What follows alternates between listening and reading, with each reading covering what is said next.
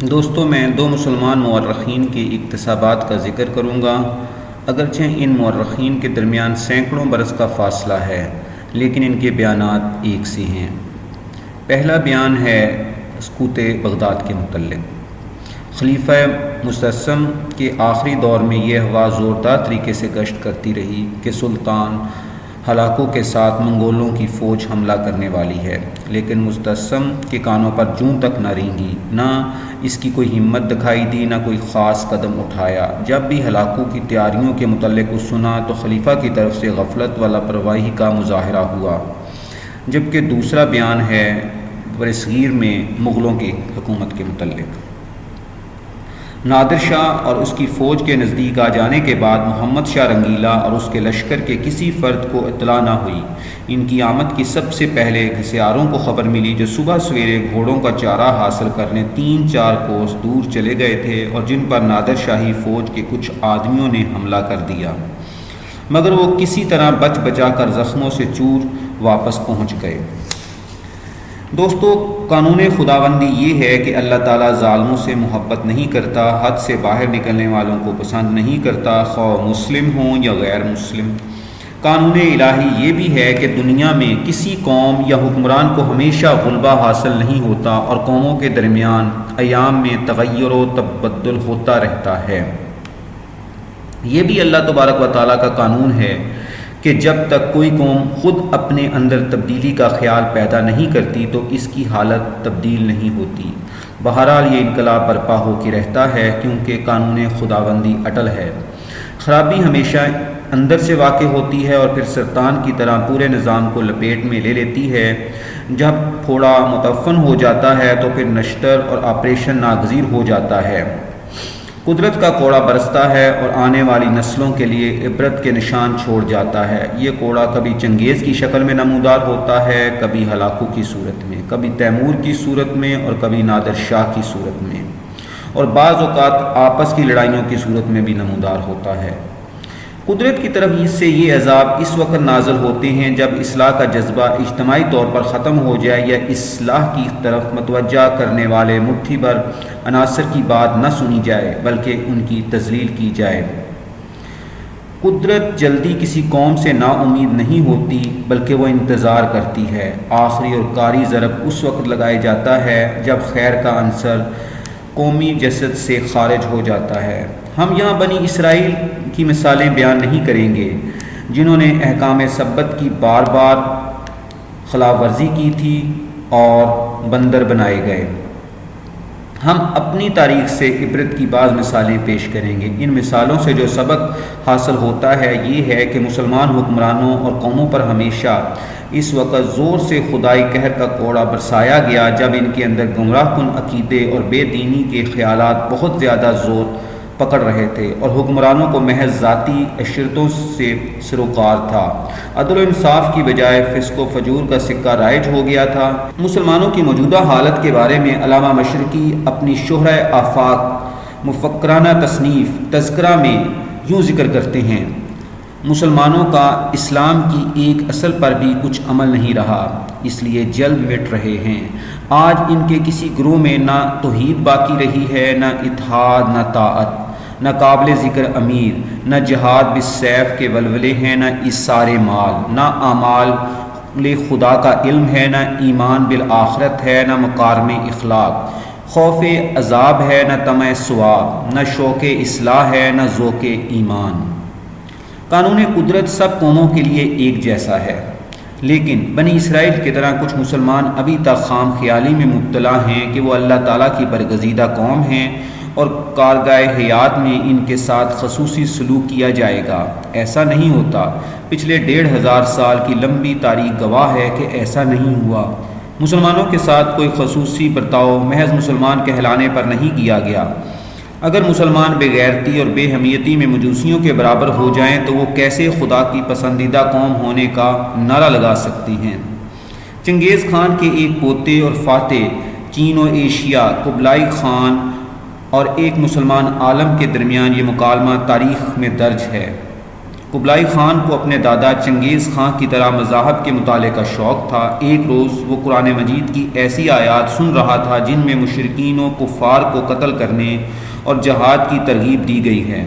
قبلائی خان نے قرآن پاک کو سننے کے بعد عالم سے پوچھا، اگر مسلمانوں کا عقیدہ یہی ہے تو وہ اس پر عمل کیوں نہیں کرتے؟ عالم نے جواب دیا، موجودہ حالات میں ہم بے بس ہیں، اس لیے ان احکام پر عمل نہیں کر سکتے، جب وقت آئے گا تو کریں گے۔ قبلائی نے کہا، اچھا ہم ایسا کر سکتے ہیں۔ چنانچہ اس نے اپنی سلطنت میں مسلمانوں کے قتل عام کا حکم دے دیا۔ بالآخر بخارا کے ایک مسلمان صوفی نے قبلائی سے کہا، آپ مشرکین و کفار میں شمار نہیں ہوتے کیونکہ آپ اپنے فرمان کا آغاز خدا کے نام سے کرتے ہیں۔ اس پر قبلائی خان نے مسلمانوں کے قتل عام کو روک دیا۔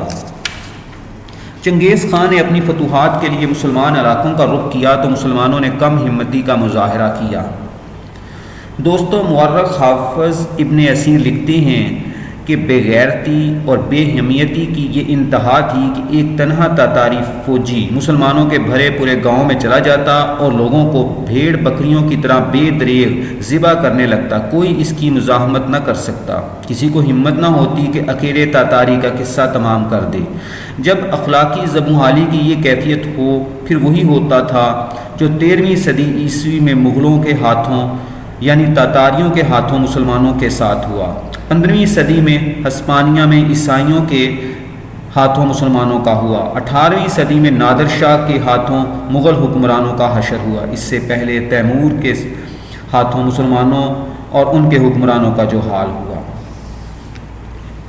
بلکہ پنجاب میں سکھوں کے ہاتھوں جو مسلمانوں کا جو حشر ہوا وہ بھی اس کی ایک مثال ہے۔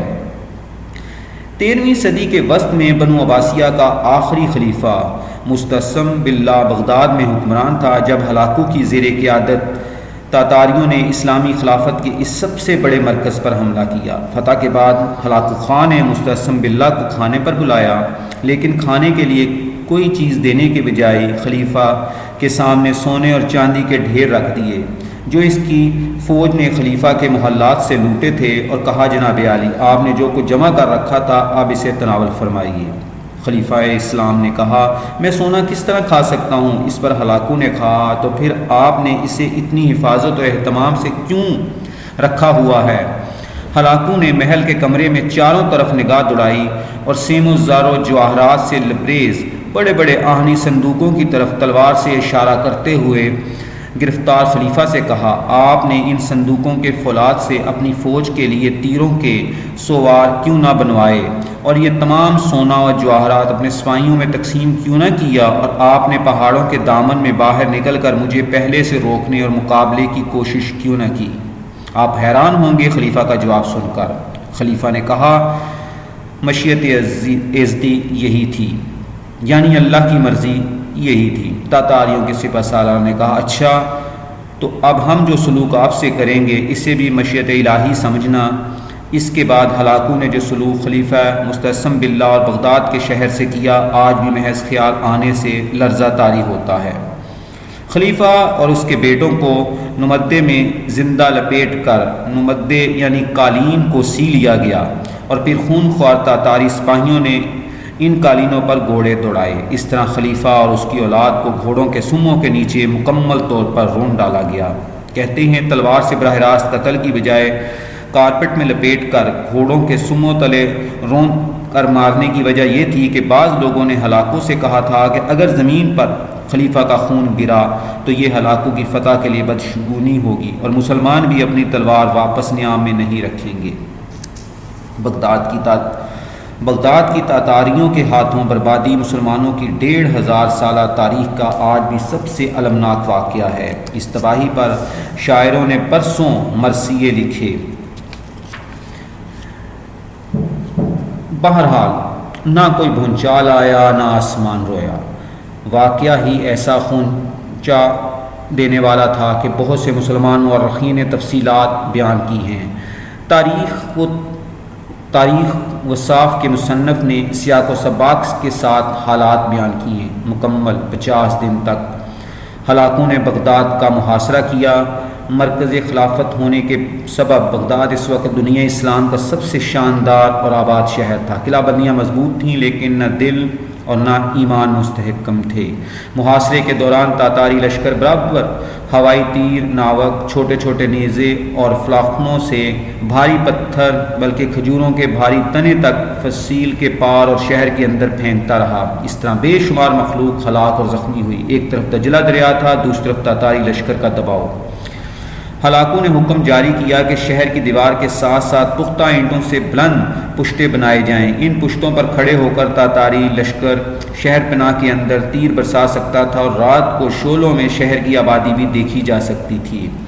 خلیفہ کے وزیر ابن القمی نے دہشت زدہ خلیفہ کو مشورہ دیا کہ تاتاریوں کا مقابلہ دشوار ہوگا، اس لیے خلیفہ اپنے فرزندوں کے ساتھ ہلاکو خاں کے پاس جائے اور رشتہ داری کی پیشکش کے علاوہ سیم و زر کی جھلک دکھائیں تو لڑائی کے بغیر ہی سلطنت محفوظ ہو جائے گی۔ جب برا وقت آتا ہے عقل پر پتھر پڑ جاتے ہیں۔ جیسے ہی خلیفہ شہر سے باہر آیا تاتاری اندر داخل ہو گئے۔ وہ اتوار کا دن 655 ہجری صفر کی 4 تاریخ تھی جب سقوط بغداد ہوا۔ ہلاکوں نے لشکر کو حکم دیا بغداد کے اندر اور باہر جو کچھ ہے تاخت و تاراج کر دیا جائے۔ سب سے پہلے انہوں نے خندق کو مسلمان مقتولین کی لاشوں سے پاٹ کر سڑک کی زمین کے برابر کر ڈالا۔ اس کے بعد بھوکے بھیڑیے کی طرح بے لگام شہر میں پل پڑے۔ شہر کی بدبوؤں سے گندے پانی کی جگہ خون بہنے لگا جو آگے دریا دجلہ میں شامل ہو گیا۔ مسلمان مورخین نے لکھا کہ 20 لاکھ مسلمان فوجی مرد و زن، بچے بوڑھے قتل کیے گئے، اگرچہ مغربی مصنفین کے مطابق 1 لاکھ یا کم و بیش افراد قتل ہوئے۔ خاص شاہی خزانوں اور محلات کو لوٹ کر جھاڑو پھیر دی گئی، محلات کے کنگرے تباہ کر دیے گئے۔ وہ مکانات اور شبستان کے بہشت بری کے ایوانوں کا تصور پیش کرتے تھے اور عظیم الشان قلعے گلیوں کی خاک کے برابر کر دیے گئے، جیسے کہ قرآن پاک میں ہے۔ کس قدر انہوں نے چھوڑے اپنے پیچھے باغات، چشمے، کھیت اور شرف یافتہ ٹھکانے۔ بغداد جسے دنیا کا بہترین شہر کہا جاتا تھا، الف لیلہ کا بغداد، چھوٹا دارالسلام جسے جنت سے تشبیہ دی جاتی تھی، برق کی طرح تیز رفتار دشمن لشکر نے مٹا کر خاک اور راکھ کا ڈھیر بنا دیا۔ بہت سی بستیاں تھیں جنہیں ہم نے ہلاک کر دیا، ہمارا عذاب ان کے پاس رات کو آیا۔ فرمان الہی۔ عبداللہ بن فضل اللہ شہر بغداد کی تباہی کا نقشہ ان الفاظ میں کھینچتے ہیں: بغداد جو کہ عالمی انتخاب شہر تھا ویران ہو گیا، اس کی نفیس چیزیں اور خزانے دوسروں کے ہاتھوں میں چلے گئے۔ تاتاریوں نے قیمتی شاہی گھریلو سامان اور سونے چاندی کے ظروف جو بادشاہ کے ذاتی میخانے اور باورچی خانے سے لوٹے تھے، پیتل اور سیسے کے بھاؤ ادھر ادھر جا کر بیچ ڈالے، اور شیراز میں یہ چیزیں بہت زیادہ پہنچائی گئیں۔ کئی افراد ان چیزوں کے لین دین میں فرق و فاقہ کے گڑھے سے نکل کر دولت اور نعمت کی بلندیوں پر جا پہنچے۔ تاتاری لشکر کو اس قدر نقدی، اطلس، سیاہ ریشم، سرخ ریشم، روم، مصر و چین سے لائے گئے کماش، عربی گھوڑے، خچر، رومی ولایتی غلام اور ترک و بربر کی کنیزیں حاصل ہوئیں کہ شمار و حساب ممکن نہیں۔ سونے، جواہرات، نفیس مال، قالینوں کی کثرت نے لوگوں کو حیرت کے ورطے میں ڈال دیا۔ پردہ نشینان حرم کے آفتاب کی کرنوں نے انہیں کبھی نہیں دیکھا تھا۔ تاتاری انہیں محلوں میں گھسیٹ گھسیٹ کر باہر لاتے اور گلی کوچوں میں پھراتے تھے۔ اب ان میں سے ہر ایک کسی تاتاری دیو کے قبضہ قدرت میں تھی۔ اگر کسی نے الف لیلہ پڑھی ہو تو اسے اندازہ ہو سکتا ہے کہ خلیفہ ہارون رشید کے زمانے میں بغداد کیسا عظیم الشان شہر تھا اور اس وقت اس شہر کی کیا رونقیں تھیں۔ مسلمانوں نے اور بھی کئی شہر آباد کیے، دمشق، بصرہ، غرناطہ، مغلیہ دور کی دلی، لکھنؤ، لیکن غالباً گزشتہ 1500 برس میں بغداد جیسا کوئی شہر آباد نہ کیا جا سکا، بلکہ شاید سقوط بغداد کے بعد اس پہلو کی طرف مسلمانوں کی توجہ ذرا کم ہو گئی، کیونکہ بغداد کا انجام ہمیشہ یاد آتا رہا۔ خلیفہ ہارون رشید اور آخری خلیفہ مستعصم باللہ کے درمیان خاصا زمانی فاصلہ ہے۔ آخری خلیفہ کے زمانے تک بغداد ایک عجوبہ روزگار شہر بن چکا تھا۔ شاید ہی کوئی شہر آبادی، بازاروں، کارخانوں، رونق، محلات، مکانات اور تمدن کے اعتبار سے اس وقت اس کا ہم پلہ ہو۔ بدقسمتی سے حملہ آور وہ قوم ہوئی جو سرے سے ہی شہروں اور شہری ماحول کے خلاف تھی اور اسے شہر کی قیمتی نشانیوں اور آثار سے کوئی ہمدردی نہ تھی بلکہ چڑ تھی۔ خلفۂ بنو عباس کے پورے دور میں بغداد امن و امان کا گہوارہ رہا تھا۔ اس کے مکانات اور شبستان آسمان سے باتیں کرتے تھے۔ اس کے اطراف و اکناف روزہ رضوان کی طرح پاکیزہ و خوشگوار تھے۔ اس کی فضا میں محمور کرنے والا نشہ تھا۔ دنیا کے چاروں کونوں سے، چین سے، ہندوستان سے، روم سے، ایران سے ہر قسم کی قیمتی نعمتیں اور سامان بغداد میں کھینچا چلا آتا تھا، کیونکہ وہ اس کے قدردان تھے۔ ہزاروں بلکہ لاکھوں کاریگر تھے جن کے کمال اور مہارت کی پورے عالم میں دھوم مچی تھی۔ باغات اور پھولوں کی ایسی بھرمار اور کثرت تھی کہ شہر کی فضا خوشبو اور مہک سے بوجھل رہتی تھی۔ گھر گھر باغیچے تھے، پھلدار درختوں کے لیے پانی دجلہ و فرات کی نہروں سے لایا جاتا تھا۔ علاقہ اور ملک انتہائی شاداب تھا۔ بغداد شہر میں عمارات اور مکانات بھی منصوبہ بندی سے تعمیر کیے جاتے تھے۔ خلیفہ مستعصم باللہ کے دور میں تن آسانی اور فراغت کی مزید فراوانی ہوئی۔ شاہی محل اور شہر کے کنگروں سے ستاروں کو شرمانے لگے۔ روایت ہے جب خلیفہ مستعصم بغداد سے باہر نکل کر ہلاکو کے خیمہ کی طرف گیا تو اس کے ساتھ 1200 ممتاز سردار، علماء اور عمائدین تھے، جنہیں خیمے کے باہر روک لیا گیا اور اس کے بعد علیحدہ لے جا کر قتل کر دیا گیا۔ اس کے بعد ہلاکو نے خلیفہ سے جبراً ایک فرمان لکھوایا کہ بغداد میں جتنے ممتاز اصحاب، دانشور، علماء دین، فقیہ ہیں وہ سب شہر سے باہر آ جائیں، اور انہیں قتل کر دیا گیا۔ سقوط بغداد کے ساتھ ہی مسلمانوں میں اجتہاد، علمی، فکری اور سائنسی ترقی کے چشمے خشک ہو گئے۔ آج تک یہی عالم کسمبرسی ہے۔ یہ ذکر کرنے کا مقصد یہ ہے کہ تمام تر خرابیوں کے باوجود اس زمانے کے بغداد میں ہزاروں کی تعداد میں نامور اصحاب علم و فن موجود تھے۔ اسلام کے دامن پر خلافت عباسیہ کے ڈالے ہوئے دھبوں کے بعض وصف اس قدر حسن موجود تھا، بلکہ یوں کہیں کہ شعور موجود رہا کہ کم از کم ایک صدی تک المیہ بغداد پر بھرپور نوحہ اور مرثیے کہے جاتے رہے، شاعر ہوتے رہے اور اڑاتے رہے۔ لیکن جب 1857 میں سقوط دہلی ہوا تو ایک طویل عرصے تک مسلمانوں کے اجتماعی وجود کی بے حسی کی یہ کیفیت تھی جیسے جسم کے فالج زدہ حصے میں ہر قسم کا احساس مفقود ہو جاتا ہے۔ نہ کسی شاعر نے خاص مرثیہ کہا، نہ کسی مورخ نے واقعات کی صحیح تصویر کشی کا حق ادا کیا۔ قرآن مجید فرقان حمید میں قوموں پر پڑنے والے عذابوں کی مختلف صورتیں بیان کی گئی ہیں۔ ان میں ایک شکل تفرقہ بازی اور خانہ جنگی بھی ہے۔ بد نصیبی سے ہمارا ملک اس عذاب کا ذائقہ چکھ رہا ہے۔ کیا آج سے 750 سال پہلے امت مسلمہ کو تاتاریوں کے ہاتھوں جس سانے سے دوچار ہونا پڑا وہ بھی فرقہ پرستی کا نتیجہ تھا؟ جی ہاں، بالکل ایسے ہی تھا۔ اس حادثے کی ایک بہت بڑی وجہ یہ تھی، اس سلسلے میں تاریخ کے صفحات میں ناقابل تردید شہادتیں موجود ہیں۔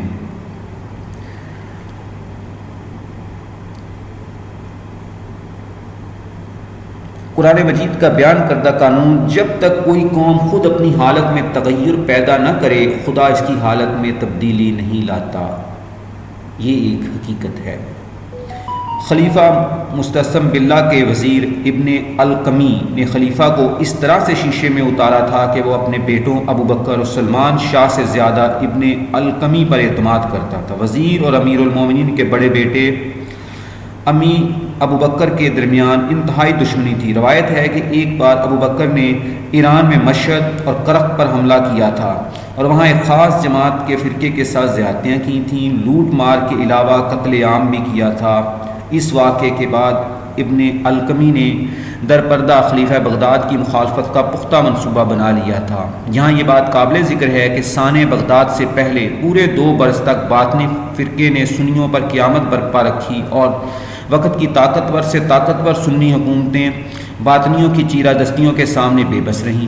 ایران کے علاقے کہستان میں اس فرقے کے بانی حسن بن صبا نے قلعہ الموت تعمیر کیا، جہاں باقاعدہ ایک مصنوعی جنت بنائی گئی تھی۔ اس جنت کی جھلک دکھا کر اور حشیش پلا کر باطنی فدائیوں کو عالم اسلام کی ممتاز ترین شخصیات، بادشاہ، عمراء، علماء اور فقہا کو قتل کرنے کے لیے دنیا میں چاروں طرف روانہ کیا جاتا۔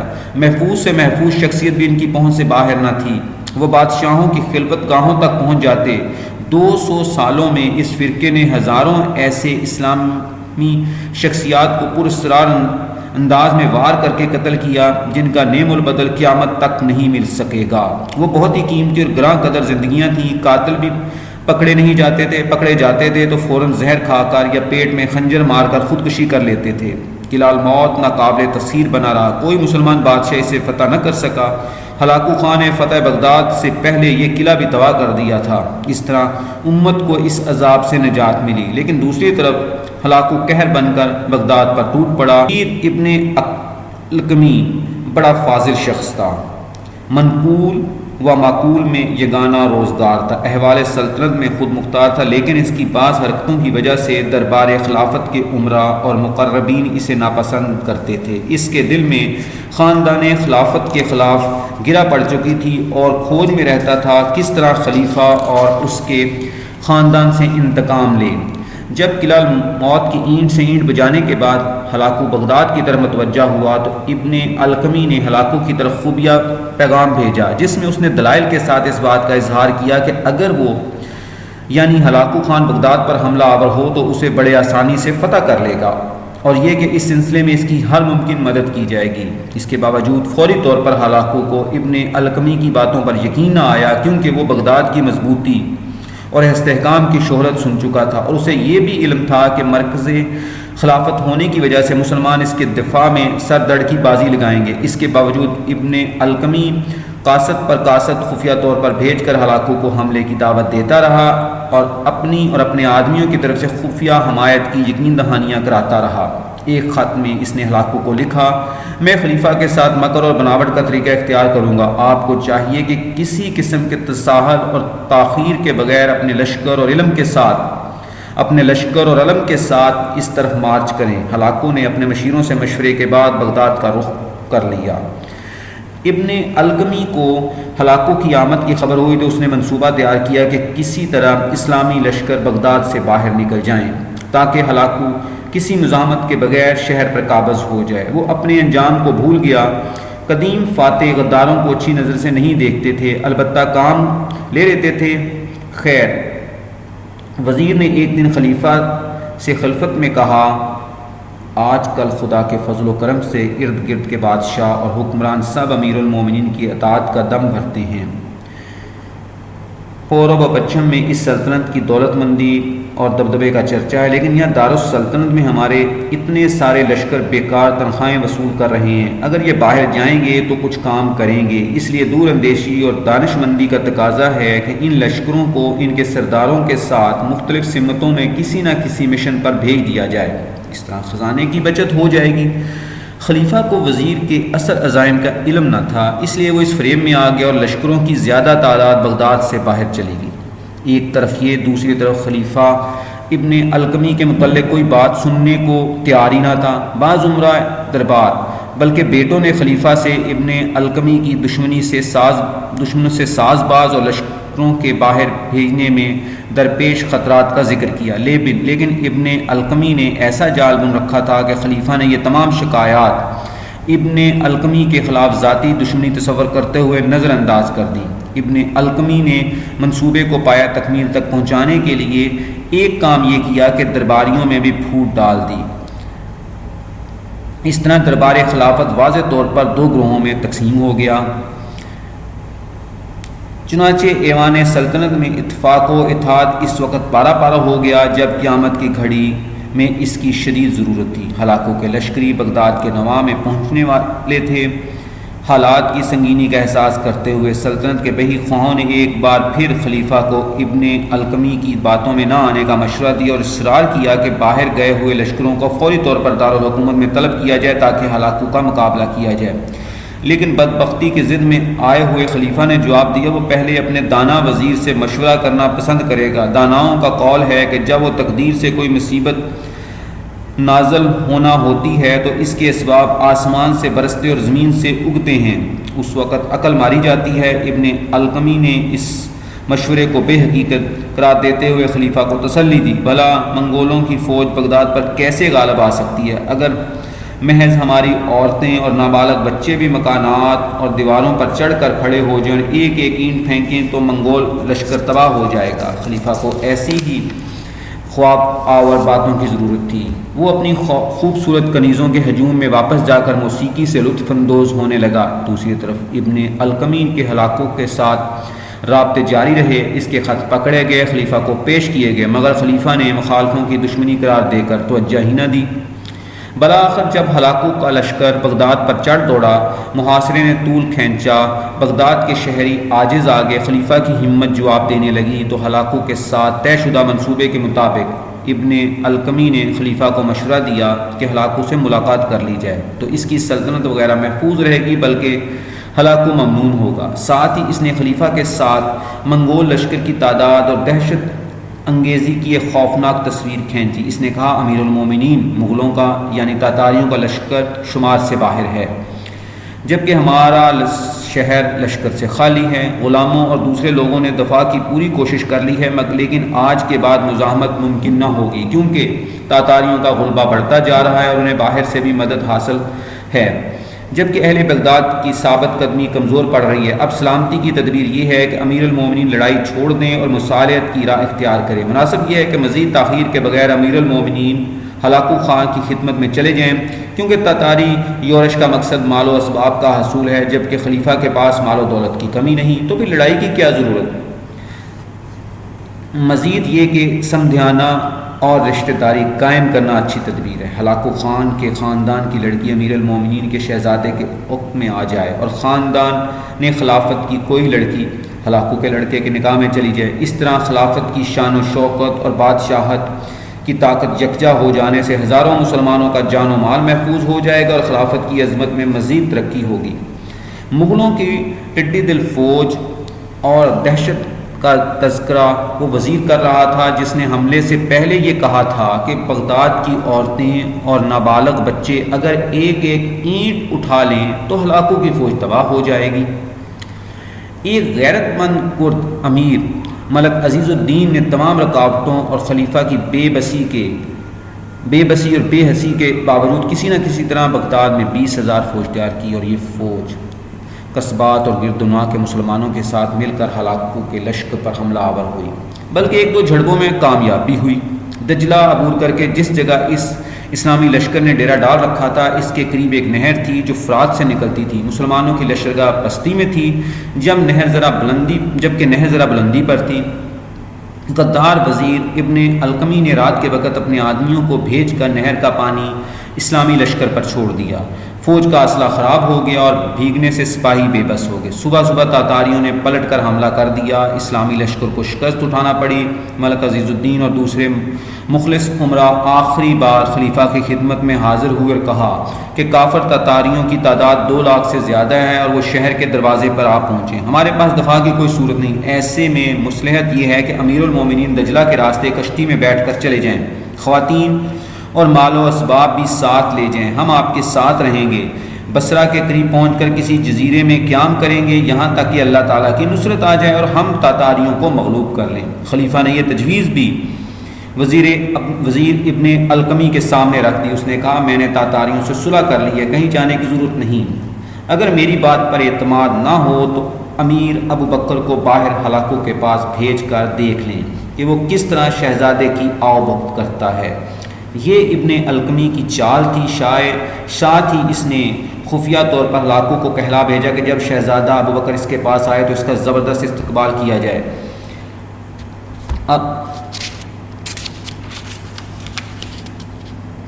امیر ابو بکر بغداد سے باہر آیا اور ہلاکو کی لشکر گاہ میں پہنچا تو تمام تاتاریوں اور ان کے ساتھ شامل مسلمانوں نے اس کا بھرپور استقبال کیا اور تمام آداب بجا لائے۔ جب شہزادہ ہلاکو کی بارگاہ میں پہنچا تو اس نے 40 قدم آگے بڑھ کر پیشوائی کی، تواضع اور اکرام کا حق ادا کیا، بلکہ اپنی جگہ امیر ابی بکر کو بٹھایا اور ادب سے 2 زانو ہو کر بیٹھا اور کہا، میں تو یہاں صرف خلیفہ کی خدمت میں باریاب ہونے کے لیے آیا ہوں، فرما برداری کا حلف اٹھانا چاہتا ہوں۔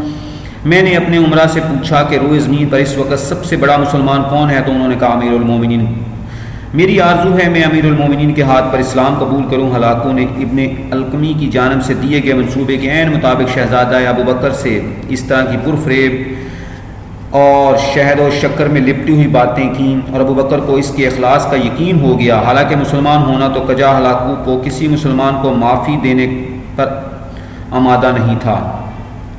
بعض اوقات چھوٹے چھوٹے معاملات اور ذاتی ناخوشیاں تاریخ میں بڑے سانحات کو جنم دیتی ہیں۔ تباہی بغداد کے المیہ میں بالکل یہی کچھ ہوا۔ ابن القمی کو خلیفہ کے بیٹے کے ساتھ پرخاش تھا۔ وہ خلافت کا بھی خیر خواہ تھا۔ اس نے خلافت کو ذکر پہنچانے کا یہ منصوبہ بنایا جو اس کی توقع سے بڑھ کر کامیاب ہوا، بلکہ ایسا کامیاب ہوا کہ خلافت کا نام و نشان نہ رہا، اور مسلمانوں کو پہلے چنگیز کے ہاتھوں اور بعد میں ہلاکوں کے ہاتھوں ایسی چوٹ لگی کہ اس کی بحیثیت ایک عظیم ملت کے ذہنی و روحانی خود اعتمادی ہمیشہ کے لیے ختم ہو گئی۔ 8 صدیاں گزر گئیں، چوٹ کی تکلیف ہنوز تازہ ہے۔ شہزادہ ابو بکر ہلاکو اور ابن القمی کے پھیلائے ہوئے جال میں پھنس گیا۔ وہ خوش و خرم خلیفہ کے پاس واپس گیا اور اپنے اکرام و استقبال کا قصہ سنایا۔ غدار وزیر ابن القمی نے ساتھ ہی لقمہ دیا کہ اب مسلط کا تقاضا یہ ہے کہ خود خلیفہ پورے جلوے کے ساتھ باہر جائیں تاکہ ہلاکو خان استقبال کا شرف حاصل کرے۔ دربار کی عمرہ اور اکابر نے خلیفہ کو آخری وقت تک مشورہ دیا کہ وزیر کے کہنے پر بھروسہ ہرگز نہ کیا جائے، لیکن نوشتہ تقدیر پورا ہو کر رہا۔ خلیفہ مستعصم باللہ تاتاریوں کے کیمپ میں پہنچا، جہاں اسے منصوبے کے مطابق گرفتار کر لیا گیا۔ اس کے بعد جو کچھ ہوا وہ میں آپ سے پہلے بیان کر چکا ہوں۔ بغداد کوئی چھوٹا موٹا شہر نہ تھا۔ 40 روز تک اس کے وجود کو نوچا جاتا رہا۔ چن چن کر اصحاب علم و ہنر و تہذیب کو قتل کیا گیا تاکہ اسلام کی فکری اور تمدنی بنیادوں کو مسمار کر دیا جائے۔ بغداد کی لاکھوں جلدوں پر مشتمل عظیم الشان لائبریری کو جلا کر راکھ کر دیا گیا، یہاں تک کہ دریا کا پانی جہاں یہ جلتی ہوئی کتابیں غرقابی کے لیے ڈالی گئی تھیں ہفتوں تک سیاہ رنگ رہا۔ تاتاری لشکر نے قتل، عورتوں کی عصمت دری، لوٹ مار، سختی، مکانات و محلات کی تباہی کے تمام سابقہ ریکارڈ توڑ دیے۔ تاتاریوں کی یہ کوشش ہوتی تھی کہ کوئی عمدہ عمارت اور تہذیبی نشان سلامت نہ رہے۔ اس سلسلے میں وہ آگ لگانے کے بہت شوقین تھے۔ عمارتوں سے اٹھتا دھواں دیکھ کر انہیں شراب کے برابر نشہ حاصل ہوتا تھا۔ منگولیا سے چنگیز خان کی شکل میں عالم اسلام کی پکی ہوئی کھیتی کو اجاڑنے کے لیے جو زرد اور گرم طوفان اٹھا تھا، ہلاکو کے وجود میں خوفناک اور خون بار آندھی بن چکا تھا کہ جہاں سے گزرے راکھ اور کھنڈر عقب میں چھوڑتا جائے۔ مورخ لکھتے ہیں کہ ہلاکو کی ایک چہیتی بیوی عیسائی تھی جس کی خواہش پر ہلاکو نے اسلامی طاقت کو مٹانے کا عزم کیا تھا۔ یورپ کے صلیب پرستوں سے ساز باز کی تھی۔ ایک حد تک یہ روایت درست بھی ہے کیونکہ مسلمانوں کے ساتھ صلیبی جنگوں میں ہزیمت اٹھانے والی یورپی اقوام اور روم کے پاپائے اعظم نے ہلاکو کو مسلسل مدد فراہم کی تھی تاکہ مسلمانوں سے انتقام لیا جا سکے۔ یہ بھی صحیح ہے کہ بغداد پر حملے کے وقت عیسائی فوجی تاتاریوں کے شانہ بشانہ مسلمانوں کے قتل عام اور لوٹ مار میں شریک تھے، لیکن اصل بات یہ ہے کہ یہ سب کچھ مسلمانوں کے کرتوتوں اور بدعمالیوں کے باعث وقوع پذیر ہوا، یا پھر شاید مسلمانوں کے حقیقی عروج کا وقت پورا ہو چکا تھا اور قدرت نے دوسری قوموں کو موقع دینے کا فیصلہ کر لیا تھا۔ ابن القمی کو اپنے کارنامے کا کیا صلہ ملا؟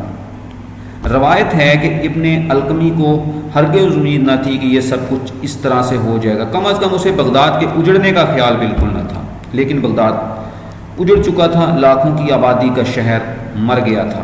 جو بچ گیا غلاموں کی زندگی بسر کرنے لگے اور پھر دوسرے علاقوں خصوصاً مصر کی طرف ہجرت کر گئے جہاں ممالک کی مضبوط حکومت تھی۔ خاندان نے خلافت کے کچھ بچے کھچے افراد بھی مصر میں پناہ گزین ہوئے۔ بغداد کی مکمل تباہی کے بعد ابن القمی ہلاکو کی خدمت میں پیشوا اور اپنی کارکردگی پر شایان شان صلے کا خواستگار ہوا، لیکن مغلوں نے یعنی تاتاریوں نے اس کی طرف کوئی توجہ نہ دی۔ ان کے ہاں ایک اچھی عادت تھی کہ چغل خور اور آقا سے بے وفائی کرنے والے پر اعتماد نہ کرتے تھے، خواہ اس کی کیسی خدمات ہوں۔ مدت تک بغداد یعنی شہر کی دیواروں پر یہ لکھا جاتا رہا، جو شخص ابن القمی پر لعنت نہ کرے اس پر خدا کی لعنت ہو۔ ایک شخص نے اس عبارت میں لفظ نہ مٹا دیا تو عوام نے اسے پکڑ کر 70 کوڑوں کی سزا دی۔ روایت ہے کہ جب ہلاکو بغداد کی فتح اور مسلمانوں کے قتل سے فارغ ہوا تو وزیر ابن القمی سے پوچھا، تجھے جو دولت، عزت اور اقتدار ملا تھا کہاں سے ملا تھا؟ ابن القمی نے جواب دیا، مرکز خلافت سے ملا تھا۔ ہلاکو نے کہا، جب تو نے اپنے محسنوں کی نعمت کا کوئی لحاظ و پاس نہ کیا تو میری خدمت کے لائق کیوں کر ہو سکتا ہے؟ چنانچہ حکم دے دیا کہ اسے جہنم میں پہنچا دیا جائے۔ یہ روایت طبقات ناصری کی ہے، جبکہ اس کے برعکس دیگر روایات کے مطابق ابن القمی کو ہلاکو نے فتح کے بعد بغداد میں امن و امان قائم کرنے کا کام سونپا تھا، چونکہ اس کی نگرانی پر ایک اور شخص کو مامور کیا گیا تھا، اس لیے اسے اچھا نہ لگا۔ ایک دن خلیفہ کی فوج کے کچھ پرانے سپاہی جو حملے کے بعد دجلہ عبور کر کے دیہات میں چلے گئے تھے، اچانک بغداد آئے اور ابن القمی کو پکڑ لیا اور ٹکڑے ٹکڑے کر ڈالا۔ اس کے بعد جلدی سے واپس چلے گئے۔ اس طرح غدار اپنے انجام کو پہنچ گیا۔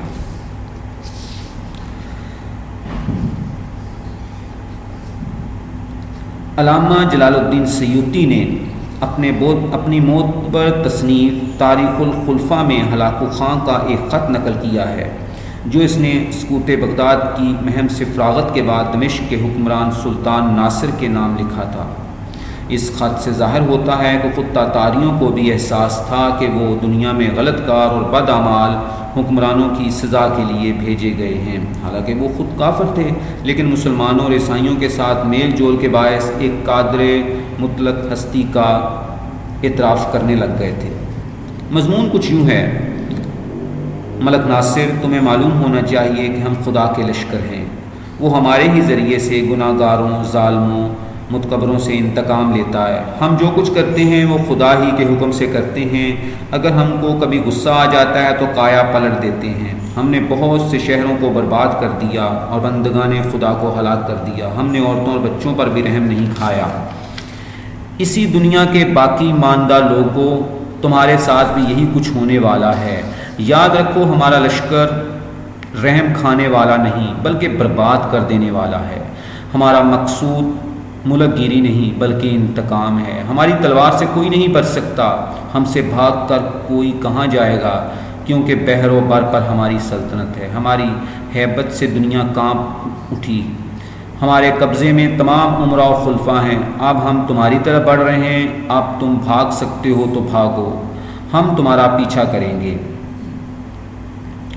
ابن اسیر تاریخ کامل میں لکھتے ہیں کہ تاتاریوں کا فتنہ ایک عظیم حادثہ اور مصیبت عظمیٰ تھا، ایک ایسی مصیبت جس کی دنیا میں مثال نہیں ملتی۔ یہ درست ہے کہ تاتاریوں نے دنیا بھر میں بربریت اور وحشت سے انسانوں کو اپنا نشانہ بنایا، روس، یورپ، وسط ایشیا، قریباً ہر جگہ، لیکن مسلمانوں نے خصوصاً بڑی تباہی اٹھائی، بلکہ ایسا محسوس ہوتا ہے وہ آئی اسلامی سلطنت و تہذیب کو مٹانے کے لیے تھے۔ ان کے مظالم قدیم تاریخ کے سب سے بڑے ظالم حکمران بخت نصر سے بھی بڑھ گئے۔ علامہ جلال الدین سیوطی لکھتے ہیں، تاتاری ایک ایسا بادل تھے جن کو ہوا تیزی سے ادھر ادھر پھیرتی تھی۔ یہ چین سے نکلے اور بہت جلد ان کے ہاتھوں سے ترکستان کے شہر کا شغل وغیرہ تباہ ہوئے۔ جب یہ بخارا اور سمرقند پہنچے تو ان کو تباہ کر ڈالا۔ جب خراساں پہنچے تو وہاں بھی تباہی اور ہلاکت لائے۔ یہاں جی بھر کر قتل و غارت کرنے کے بعد رے اور ہمدان کا بھی یہی حشر کیا۔ عراق میں پہنچ کر وہاں سے آذربائیجان روانہ ہوئے تو تمام علاقوں کو تباہ کر کے رکھ دیا۔ ان تمام پر رونق آباد شہروں کو ایک سال میں ہی برباد کر دیا۔ جب یہ آذربائیجان سے نکلے تو دربند پہنچے، اس کو برباد کیا، پھر وہاں سے لندن گئے اور ان کو جلا کر خاکستر کر ڈالا۔ ہزاروں کو قتل، ہزاروں کو قید۔ تاتاری لشکر کا ایک حصہ غزنی، سرستان اور کرمان کی طرف چلا گیا۔ ان شہروں پر ایسے مظالم ڈھائے کہ تاریخ میں نظیر ملنا مشکل ہے۔ بالآخر ان تاتاریوں نے دنیا کے عظیم حصے کو فتح کر لیا اور ان کا دبدبہ تمام دنیا پر قائم ہوا۔ کوئی شہر ایسا نہ تھا جہاں ان کے نام سے لوگ نہ کانپتے ہوں۔ لطف یہ ہے کہ ان کو کسی مدد کی ضرورت تھی نہ رسد کی۔ رسد میں سب سے اہم گوشت ہوتا ہے اور ان کے پاس بھاری مقدار میں موجود تھا۔ بھیڑ بکریاں ان کے ساتھ ہوتی تھی، وہ انہیں کاٹ کر کچا ہی گوشت کھا لیتے تھے۔ ان کے گھوڑوں کو چراگاہوں کی حاجت نہ تھی، وہ اپنے سموں سے ایسی جگہ کھود ڈالتے تھے جہاں گھاس کی جڑیں موجود ہوتی تھیں اور ان جڑوں پر گزارا کرتے تھے۔ دانا وغیرہ تو ان گھوڑوں نے کبھی دیکھا ہی نہ تھا۔ ان کے مذہب میں کوئی چیز حرام نہ تھی، بلکہ تمام جانور بلکہ انسانی گوشت بھی ان کے نزدیک حلال تھا۔ شادی بیاہ اور نکاح کے جھگڑوں سے وہ فارغ تھے، یعنی شادی بیاہ اور نکاح کے جھگڑے میں وہ پڑتے ہی نہیں تھے۔ ایک عورت کے کئی شوہر ہو سکتے تھے۔ یہ تھے وہ وحشی تاتاری جنہوں نے خلافت بنو عباس کی اینٹ سے اینٹ بجا دی۔